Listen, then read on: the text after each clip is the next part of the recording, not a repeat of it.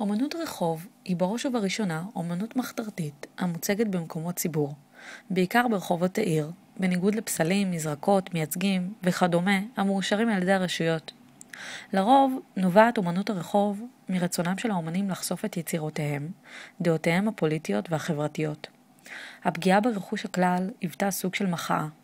אי החוקיות שבעניין נחשבת לעתים כחלק מהמשחק. אומנות רחוב באה מהצורך להישמע, להשתחרר, לחתום ולהיות קיים. מקור הגרפיטי בא מהרחוב, מושפע מזרם ההיפ-הופ, המוזיקה השחורה, שגם היא אומנות מחאה. הרוב הוא פרויקט משנת 2005 בארץ. במהלכו הופיעו ברחובות העיר תל אביב צבעי תחול שחור ירוק בהיקף נרחב, החל מקירות העיר בספסלים ותאי טלפון. לאחר שבוע ימים נתגלה כי מדובר בחלק מקמפיין הממומן על ידי תורם יהודי אמריקני שהגה את הרעיון ליצירת סמל חדש, כשהצבע התכול מסמל את העם היהודי, הצבע הירוק את העם הפלסטיני והצבע השחור את גדר ההפרדה שביניהם. מאחר והגרפיטי נחשב לאומנות בלתי חוקית, ערים רבות החליטו להקצות קירות מיוחדים למען אומנים אלו שבהם יוכלו לפתח את אומנותם מבלי לעבור על החוק.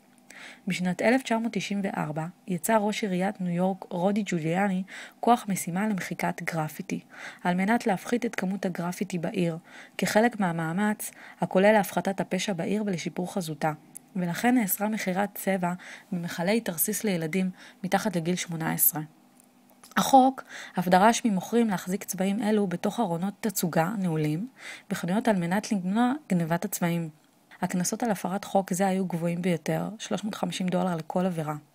בישראל על פי חוק העונשין, סעיף 196, הכותב, מצייר, מסרטט או חורט על מקרקעין של זולתו שלא כדין, או מדביק עליהם שלא כדין, כל כתב או שלט, דינו, מאסר שנה אחת.